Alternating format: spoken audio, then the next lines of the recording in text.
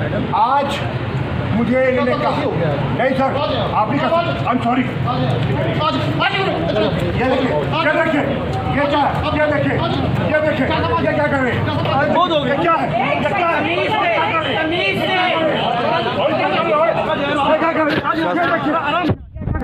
आराम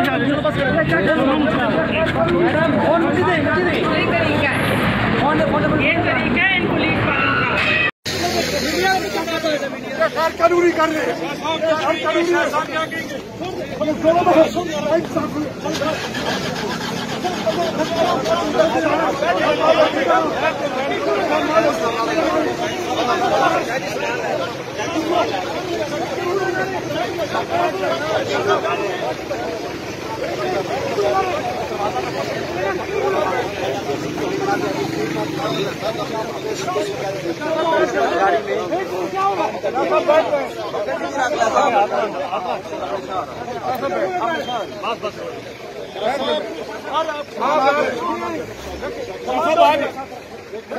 पहले शाह साहब का सामान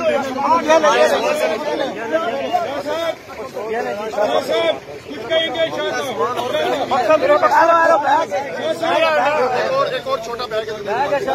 शाह साहब कुछ कहेंगे, शाह साहब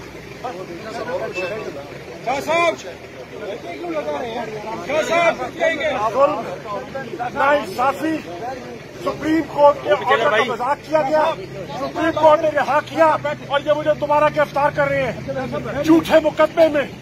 मैंने कौम की तर्जुमानी की है, मैं बेगुनाह हूँ और ये मुझसे बिला वजह इंतकामी सियासी इंतकाम का निशाना बनाया जा रहा है।